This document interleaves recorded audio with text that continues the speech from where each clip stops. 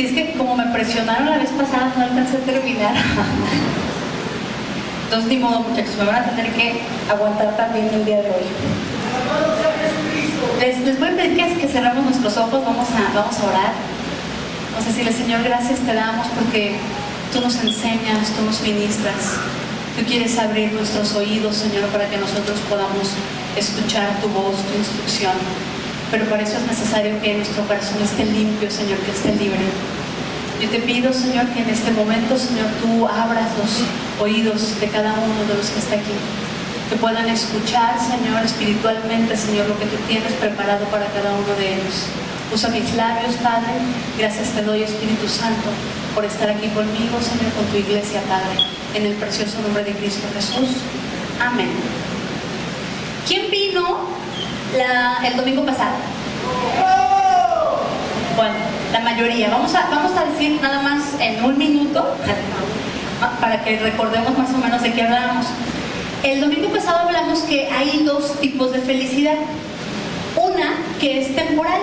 Yo hago algo que es agradable y me da una sensación de gozo, me pone alegre, pero en cuanto pasa esa sensación, yo regreso a mi estado normal emocional. Y hay otra felicidad que es un estado prolongado de felicidad. Y platicábamos que esta felicidad se alcanza en encontrar el propósito que Dios tiene para mi vida. Cuando yo encuentro el propósito que tiene Dios para mi vida, yo empiezo a ver las cosas de diferente manera. Recuerden que hablamos que nosotros somos carne, pero también somos alma y somos espíritu. Si yo busco la felicidad entre lo carnal y lo emocional, la felicidad que yo alcance siempre va a ser temporal.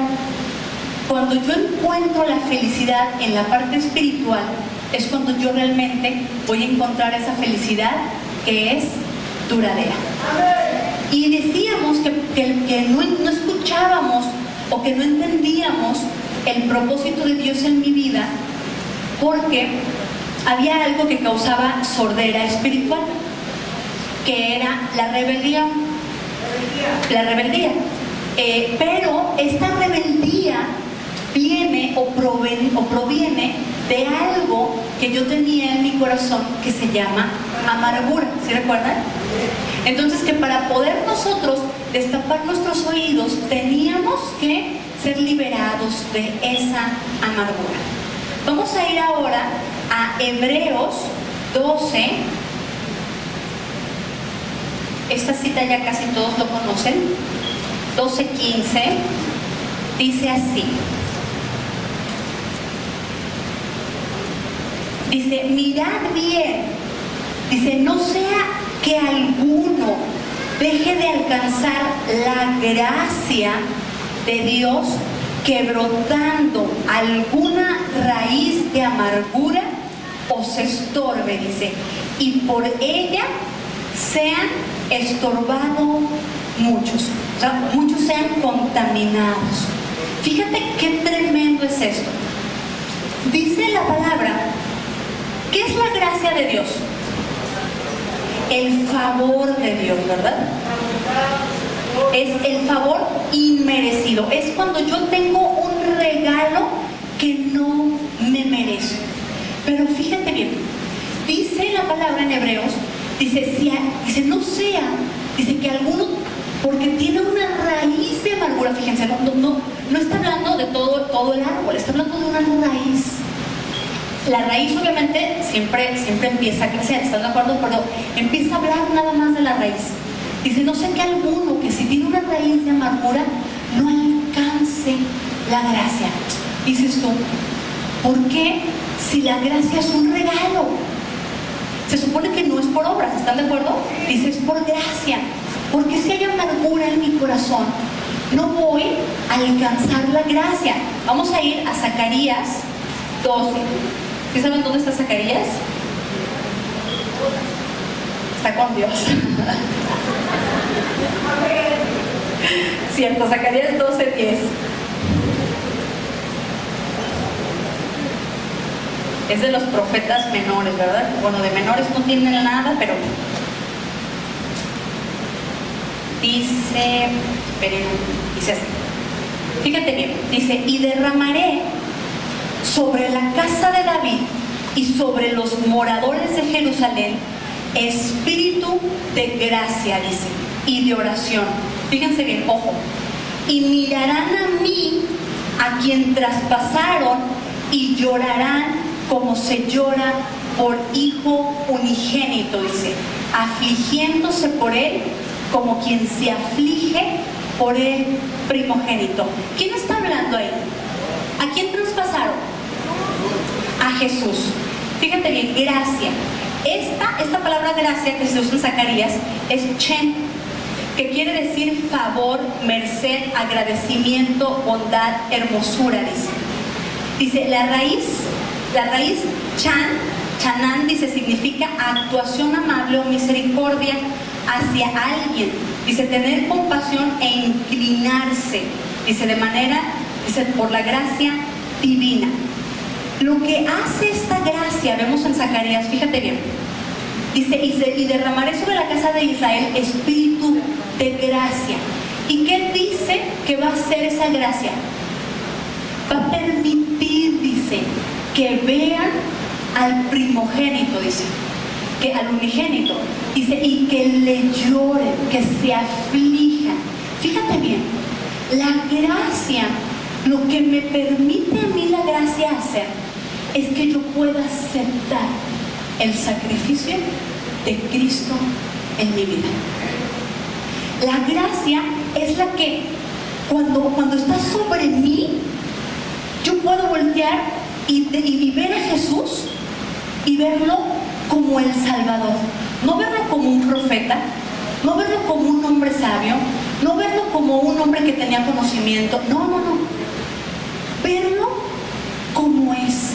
Cuando Pedro le dice, cuando Jesús le pregunta a Pedro, le dice, ¿y tú? ¿Y ustedes quién dicen que soy yo? ¿Y qué le contesta Pedro? Eres el Cristo, le dice. Y le dice, bienaventurado eres porque no te lo reveló, dice, ni sangre ni carne. Viene por el Espíritu de gracia que está siendo derramado sobre nosotros. Pero ojo, dice, no sea que por una raíz de amargura yo deje de alcanzar la gracia. Cuando hay amargura en mi corazón, yo no puedo aceptar el sacrificio completo que hay de Jesús para mi vida. Yo no puedo verlo. Aunque me lo presente Él, yo no puedo verlo. Entonces fíjense bien, además de sordera, ¿qué causa la amargura? Ceguera. La gracia es el regalo por el que yo puedo caminar, puedo vivir, porque a través de ella yo descubro quién es Jesús. Pero si hay una amargura en mi corazón, si hay algo que esté impidiendo ese rencor, ese dolor que está en mi corazón, no me permite ni oír ni ver lo que Él tiene para mí. Qué tremendo, ¿verdad? Fíjate bien, vamos a ir a Efesios 2.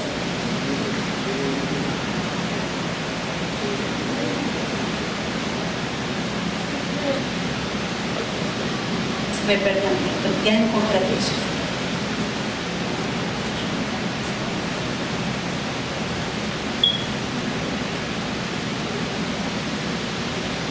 Fíjate bien, dice Efesios 2:8, ya no lo sabemos todos de memoria.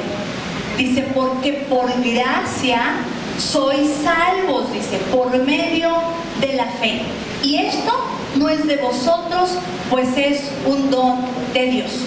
Y luego me vas a volver a preguntar, oye, entonces a ver, si no proviene de mí, pero dice que la amargura me impide alcanzar la gracia, y la palabra dice que la salvación es por gracia y que no viene de mí, entonces te estás contradiciendo. No, piense bien. La palabra a mí me encanta porque es perfecta, o sea, no se le va nada. Me apasiona cuando estoy leyendo y cuando puedo ligar versículos porque digo, qué increíble, o sea, es perfecta. La fe viene por el oír por la palabra de Dios. Yo acepto el regalo cuando escucho su palabra. Dice, mis ovejas oyen mi voz. La gracia es un regalo, pero si yo estoy sordo, yo no puedo tomar la gracia. Qué tremendo es esto. Esto es tremendo. Y dice, obviamente, fíjate bien, dice, cuando alguien tiene una raíz de amargura no alcanza la gracia, pero aparte de no la alcanza, dice, contamina a los demás. ¿Por qué? Porque es una persona que puede venir a escuchar la palabra, bueno, la escucha físicamente, pero como está sordo espiritualmente, la transgiversa, la descompone y va y la enseña de esa manera. Entonces, lo que hace es contaminar a otro. Contamina a esa otra persona que según él le está enseñando. Fíjate qué tremendo es esto, ¿eh?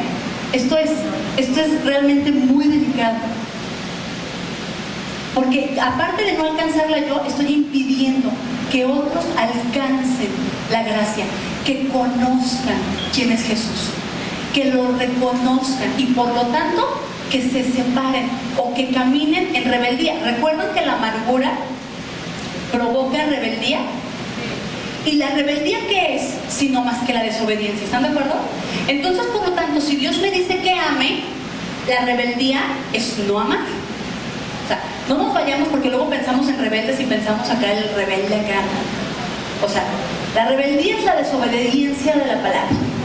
Si la palabra me enseña a que hable cosas edificantes, pero como yo estoy sordo, pues no entiendo, pues entonces pues no hablo nada o hablo cosas que no son edificantes. Eso es rebeldía. Si la palabra me dice que yo no esté murmurando, que no esté criticando, que no esté juzgando, pero obviamente yo no soy capaz de hacerlo porque estoy sorda, no hay un cambio en mi corazón. ¿Sí se entiende la relación?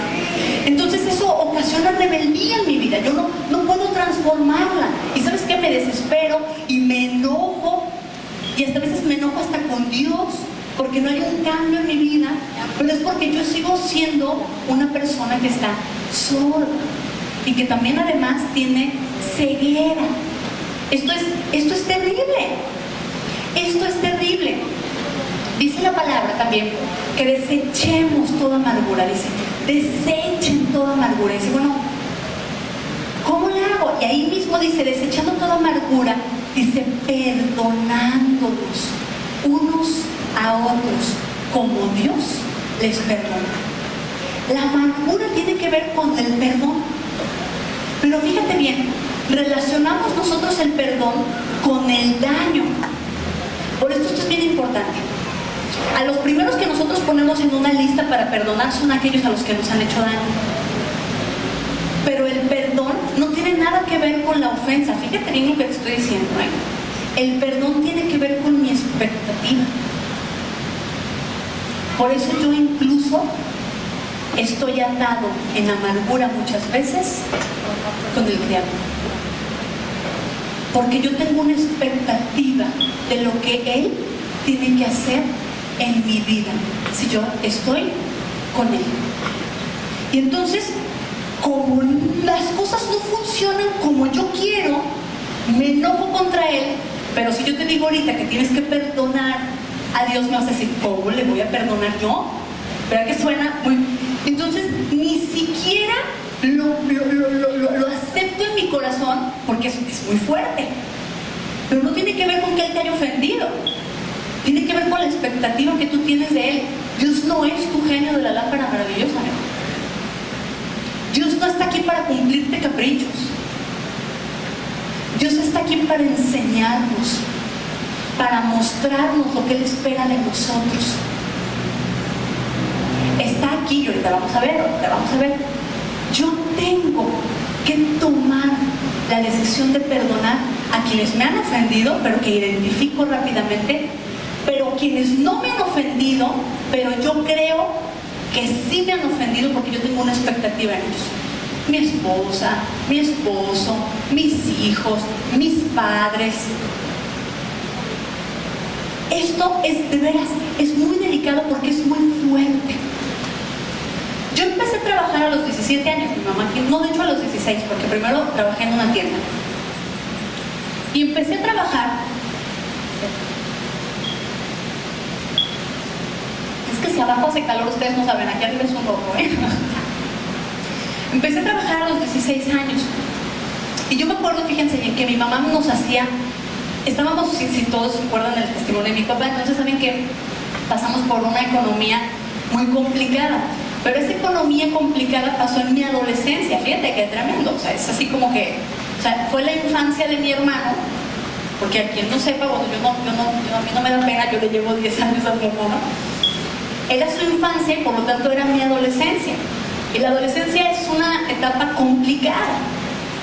Entonces yo tuve que, mi mamá me acuerdo que me hacía unas blusas, tenía una blusa, me acuerdo súper bien porque la usaba todo el tiempo, una blusa blanca con florecitas y otra verde con florecitas de una tela que mi mamá me había comprado. Y yo me acuerdo que me fui a la prepa, acababa de entrar en la prepa cuando apenas entras y según tú ya te sientes más grande, y alguien me dijo de manera ofensiva, pues, o sea, no quiere decir, ojo, que lo que voy a decir esté mal, pero la manera en que lo dijo fue una manera despectiva. Me dijo, ay, te vistes como secretaria. Y yo me acuerdo que pues yo me sentí muy mal por la manera en que lo dijo, fue una manera despectiva, no es que las secretarias tengan nada de malo, sino la manera en la que los jóvenes de repente, yo me sentí muy mal. Entonces empecé a trabajar, ¿sabes para qué? Primero para comprarme ropa. Entonces yo empecé para trabajar, para poderme comprar ropa, después empecé a apoyar otras cosas en la casa, muebles, cosas que habíamos perdido completamente. Pero en vez de, fíjate bien, en vez de yo sentirme agradecida por lo que mi mamá estaba haciendo, porque aparte mi mamá las tenía que coser, yo me sentí mal. Y aceptar de repente que yo tenía una raíz de amargura, no nada más contra mis papás, ojo, sino contra Dios, porque yo en ese momento, yo fue cuando empecé a conocer a Dios, porque yo había trabajado toda mi vida, yo he trabajado toda mi vida. O sea, a mí me tocó ir, o sea, de la escuela, el trabajo, y mis amigos iban a las fiestas y se iban de viaje, y yo no podía, porque yo estaba trabajando. Entonces, dices tú, bueno, ¿qué tiene de malo? Pues Dios creó muchas cosas, pues, disciplina, responsabilidad, pero que entiendo ahora. Cuando uno es un adolescente, esas cosas no las entiende. Entonces había una raíz de amargura en mi corazón por eso. Que aceptarla, primero me confrontó a mí porque me hizo ver como que yo era una persona, pues, mala. Muy bien me iba a enojar por algo que tenían ellos la culpa, ni Dios tenía la culpa, y aparte mis blusas pues no estaban tan mal, ya después cuando recuerdo, no estaban tan mal. Pero en ese momento, uno acepta estas cuestiones y las abraza. Y le hace difícil caminar. Entonces cuando Dios llega y te habla, uno no entiende. Y uno no puede cambiar. Y estoy yendo a la iglesia, sí, pero uno está sordo. Yo tengo que ser liberado de eso. Tengo que reconocer las cosas que están muy a simple vista, pero también tengo que reconocer las cosas que están dentro, a lo profundo de mi corazón. Aquellas cosas que me avergüenza sacarlas. Esas son las cosas que yo tengo que entregar. Mis hijos tampoco son trofeos, porque nos encanta andar presumiendo, ¿no? Este fue el festival del Día de la Madre y del Padre. Y bueno, Daniel baila, es muy seguro, y bueno, yo me siento como pavo real, ¿no? Y luego sale Darío y llora, ¿no? Y se la pasa llorando todo el festival. No son nuestros trofeos, no están ahí para que nosotros nos sintamos bien. De hecho, después me di cuenta que para mi hijo el más chico había sido muy estresante, porque había dejado el chupón y lo volvió a agarrar. Solo para que yo me sintiera bien, lo subí a una tarima enfrente de gente, cuando él en este momento no estaba preparado. Entonces, son expectativas que tenemos sobre nuestros jefes, nuestro trabajo, sobre Dios mismo, que van de veras destrozando nuestra vida. Y la amargura es terrible, porque la amargura es lo único que me puede alejar de recibir la gracia de Dios. Y esto es tremendo. ¿Cómo consigo liberarme? Sí, que dijeron, no lo va a decir, no, pues sí lo voy a decir. Vamos a ir vamos a ir a Oseas, versículo 14. ¿También saben dónde está Oseas? ¿Vale? 14, 14:2.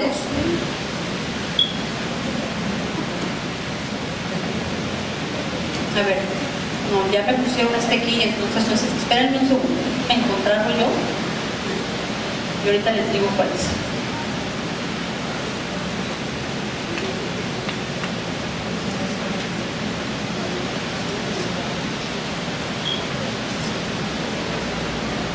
Es 4, perdón. Bueno, no, sí. Vamos a empezar a leerlo desde el 2, ya me acordé por qué lo puse aquí. Fíjate bien. Dice, llevad con vosotros palabras de súplica y volver al Señor y decidle, quita toda iniquidad y acepta el bien y te ofreceremos la ofrenda de nuestros labios. Hasta ahí. Fíjate bien. Creo que es en la palabra dice ofrecer sacrificio al Señor. Y luego dice sacrificio de alabanza, que confiesen tu nombre.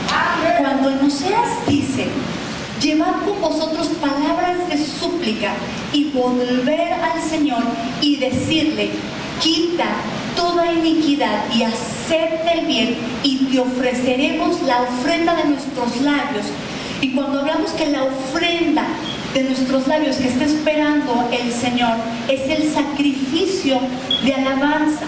Y sacrificio, fíjate bien, viene de su origen de la palabra es TH1, no sé cómo se pronuncia, pero significa matar o morir.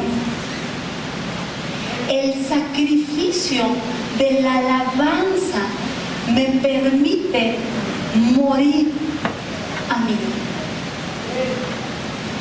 En la alabanza tú declaras quién es Él. Fíjate bien, muchas veces no entendemos lo que estamos declarando.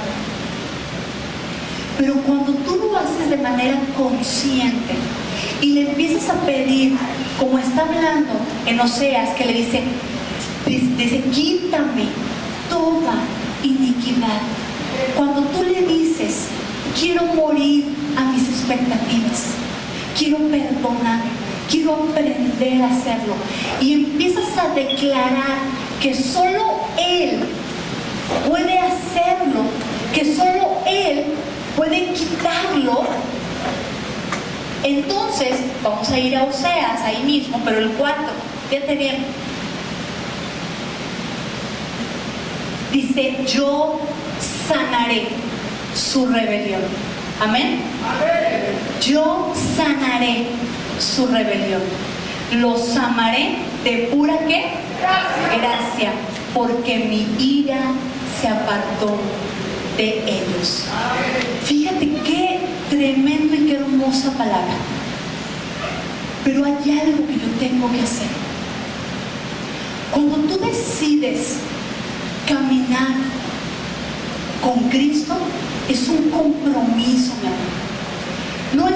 No es algo que tú y yo decidamos, ¿cuándo voy a ser cristiano ya? No. Es algo que trae consigo un compromiso de escudriñar mi corazón. Dice, el corazón sabe cuál es su amargura. El corazón sabe. Y yo soy la persona que tengo que entregárselo. Tengo que decirle, ¿sabes qué? Yo perdono a mi padre, perdono a mi madre, perdono a mi abuelo, perdono a mi marido, perdono primero a lo mejor la lista de los que yo detecto rápido, aquellos que me han ofendido. Y luego tengo que identificar por qué la ofensa, por qué acepté esa ofensa. Había una expectativa en mí.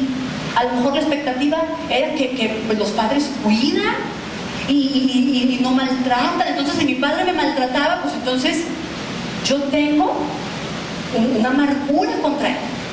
Pero eso no lo puede hacer nadie.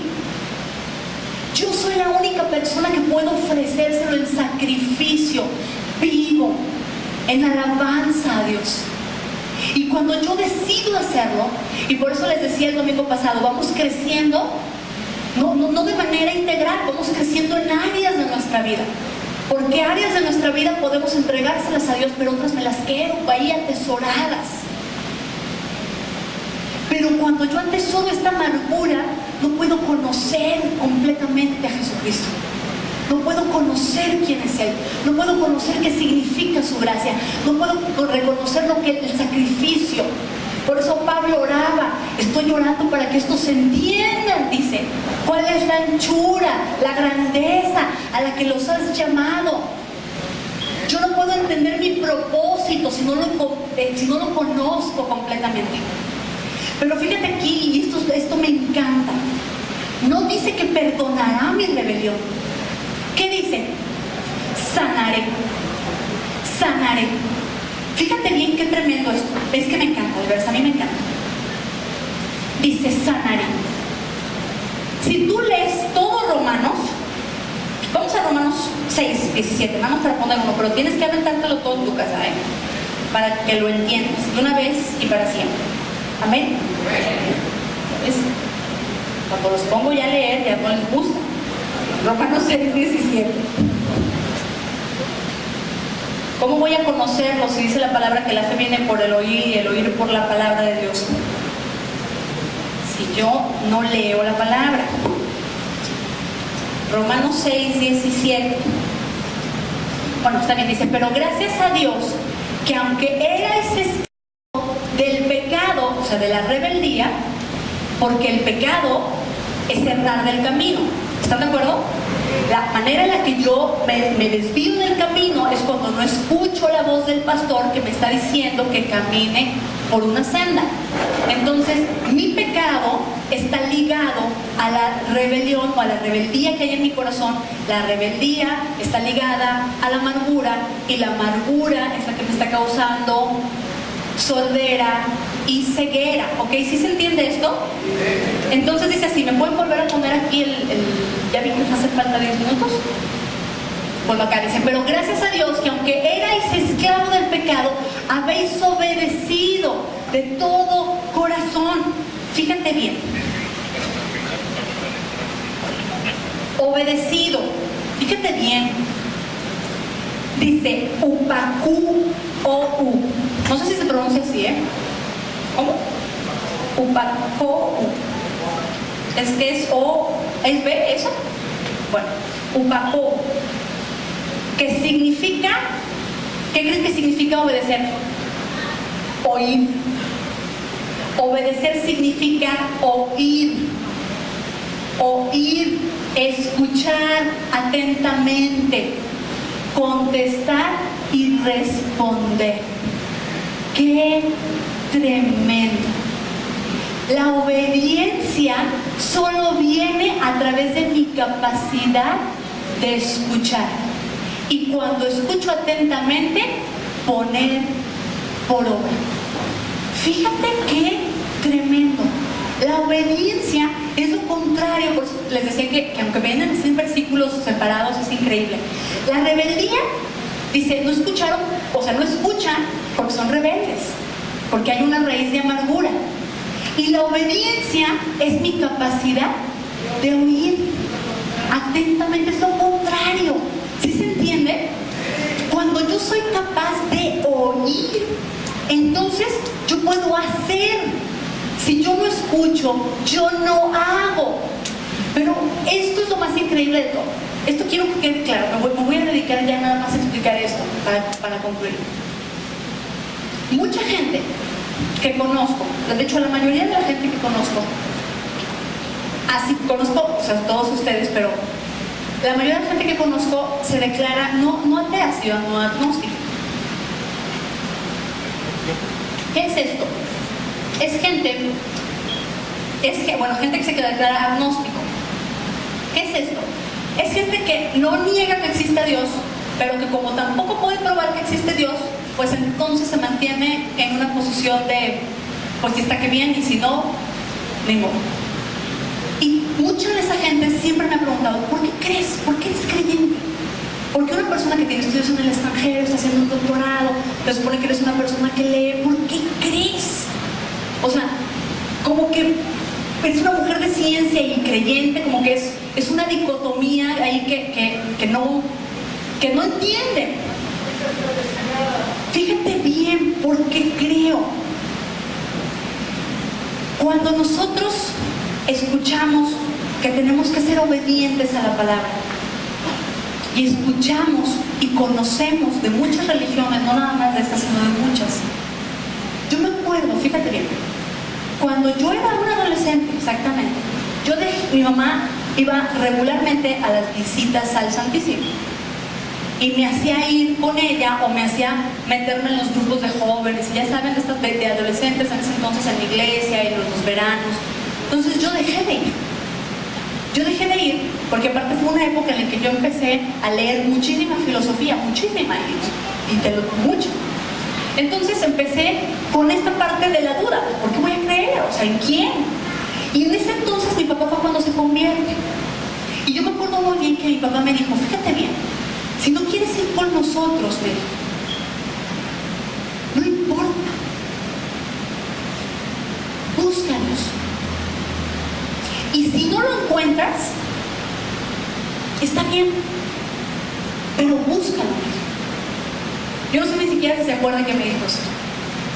Pero entonces, como yo soy bien ñoñis, porque soy bien ñoña, me puse a buscar y me puse a leer muchas religiones: judaísmo, budismo, hinduismo, como no tienes ni idea. Y todas tienen algo en común. Todas son conductistas. ¿Sabes qué significa esto? Tú conoces el versículo en la palabra que dice: airaos, pero no pequéis. ¿Qué entiendes por esto? ¿Qué entiendes? Fíjate bien lo que la mayoría entiende. Dice que sentir ira está bien, pero que la manifestación de esta ira me lleva al pecado. Entonces, cuando yo estoy enojado, yo tengo que reprimir esa ira, y entonces esto no es pecado. ¿Están de acuerdo? Es lo que es lo que la mayoría de la gente entiende. Y es lo que la mayoría de la gente enseña, incluso en las iglesias cristianas. No importa que sientas ira, que sientas celos, no lo manifiestes porque es pecado. Eso es lo que nos enseñan.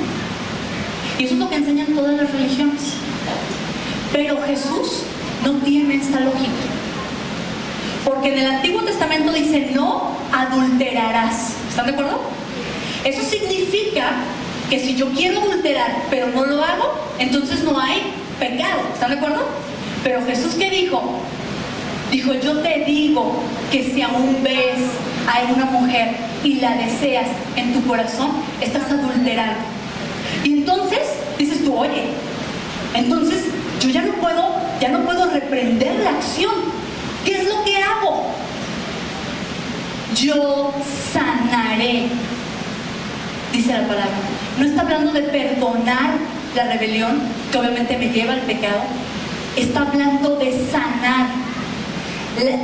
La ira, cuando me dice airaos pero no pequéis, es que si viene ira a mi corazón, no es que yo no la manifieste, fíjate bien, es que yo se la entregue y Dios me librará de la ira, no de la manifestación.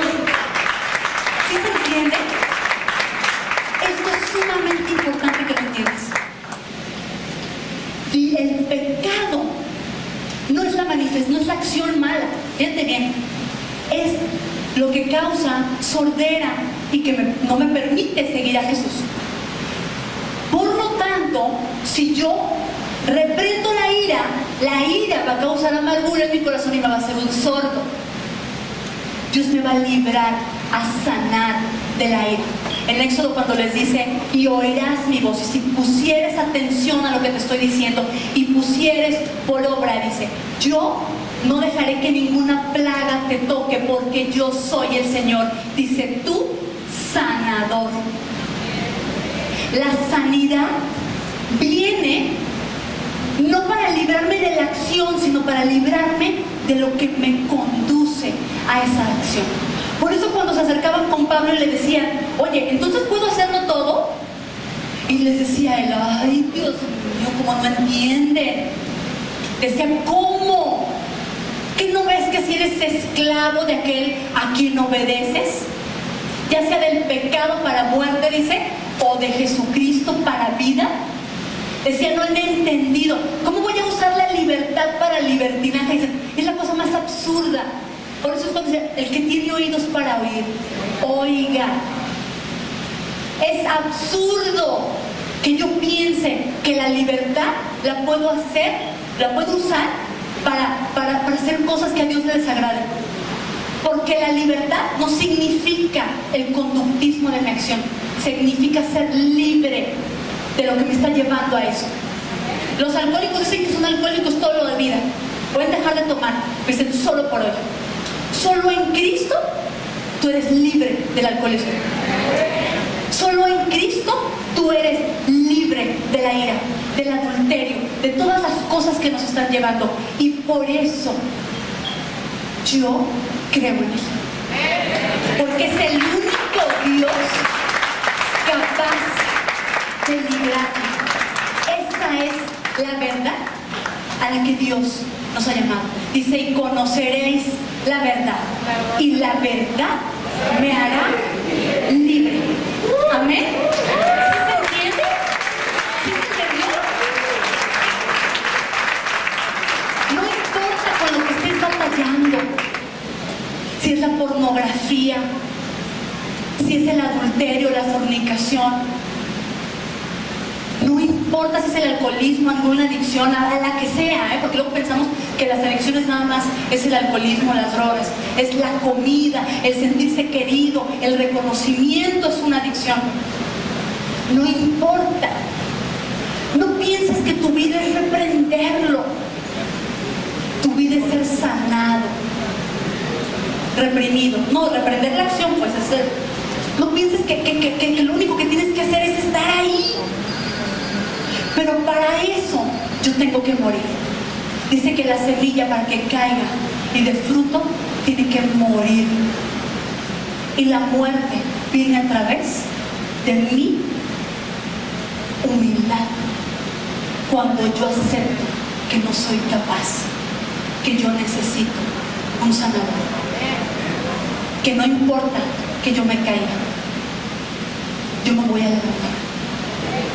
Pero fíjate bien, el tiempo que tú y yo duremos en el piso, esa es cosa tuya y es cosa mía. Dios me puede levantar inmediatamente. Dios es Dios sanador. Amén. Amén. Voy a pedir al grupo de alabanza que pase.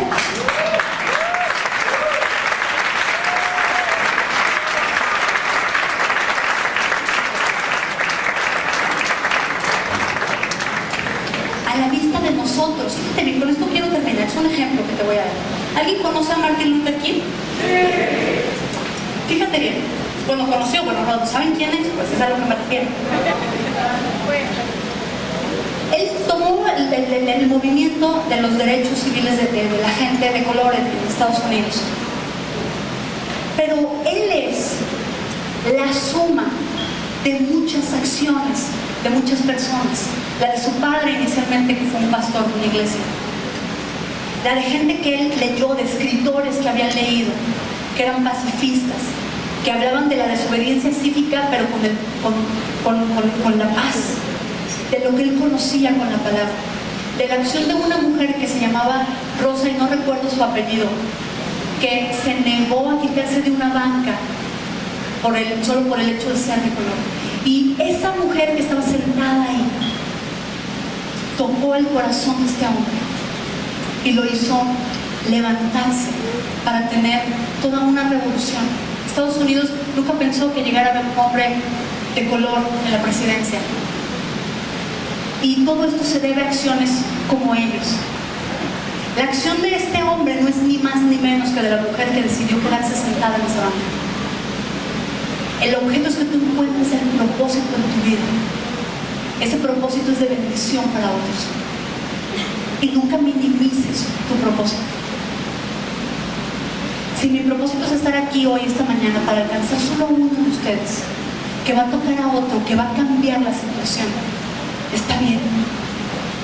Los cambios sociales se hacen con la suma de las acciones de todos sus individuos.